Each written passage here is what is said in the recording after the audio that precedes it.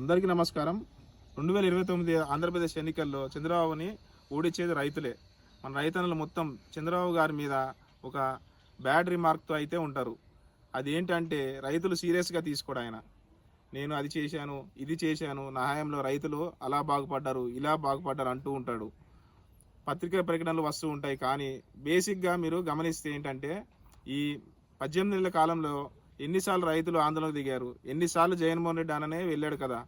జగనన్న ఒకసారి పత్తి రైతుల దగ్గరికి వెళ్ళాడు, ఒకసారి మామిడి రైతుల దగ్గరికి వెళ్ళాడు, ఒకసారి మిరప రైతుల దగ్గరికి వెళ్ళాడు. ఇంతమంది దగ్గరికి వెళ్ళాల్సిన అవసరం, ప్రతిపక్ష నాయకుడిగా వెళ్ళాల్సిన అవసరం ఏం వచ్చింది? ఆయన ఊరికే హంగామా చేశాడంటారు, షో చేశాడంటారు, మేము ఆల్రెడీ రైతులకి ఆదుకున్నాము అని టీడీపీ వాళ్ళు అంటూ ఉంటారు. ఒక్కసారి మీ నియోజకవర్గాలకు వెళ్ళి ఒకసారి రైతులతో మాట్లాడి చూడండి. రైతులు నిజంగా ఇబ్బందుల్లో ఉన్నారు. వాళ్ళకి గిట్టుబాటు ధర లేకపోవడం ఒకటి, ప్రకృతి విపత్తులు రెండు. నిన్న మొన్న కూడా మనం చూసాము. ఈ అరటి పంటని మొత్తం తీసేసి దున్నేసి మూగుజీవులకు వేసేశారు. మొత్తం పులివెందల, అనంతపురం జిల్లాల్లో అరటి తీవ్రంగా నష్టపోయింది. మరి మీరు ఏం చేస్తున్నారు?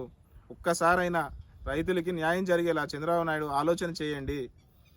ఒరిజినల్గా రైతుకి ఏం కావాలి? ఒరిజినల్గా మన ఆంధ్రప్రదేశ్లో మనది వ్యవసాయ ఆధారిత రాష్ట్రం కాబట్టి మనకి విపరీతంగా అన్ని పంటలు వేస్తారు రైతులు.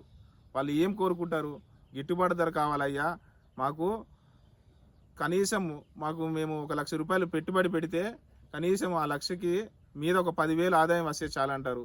రైతు ఎంత ఇన్నోసెంట్ అంటే, టు బీ ఫ్రాంక్, రైతు కుటుంబం కలిసి పొలంలో పనిచేస్తే వాళ్ళు కూడా మనం పనిచేస్తే మనకి నెల జీతం వచ్చినట్టుగా రైతు కుటుంబం 10 నుంచి 20,000 వస్తే చాలు అని చెప్పి వాళ్ళు అనుకుంటారు.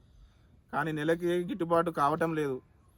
1,00,000 రూపాయలు పెట్టుబడి పెడితే 1,30,20,000 కూడా చేతికి రావటం లేదు. ఈ పరిస్థితి ఒక ఆంధ్రప్రదేశ్లోనే ఉంది. ఈసారి చంద్రబాబు నాయుడు గారిని ఓడించేది రైతులే. 2029లో కూడా ఇదే పరిస్థితి తెచ్చుకున్నారు మీరు. ఇవన్నీ రైతులకి కొంచెం న్యాయం జరిగేలా చూడాలని చెప్పి కోరుకుంటున్నాను. ఇట్లా మీ పి కోటేశ్వరరావు, కందుకూరు నియోజకవర్గం.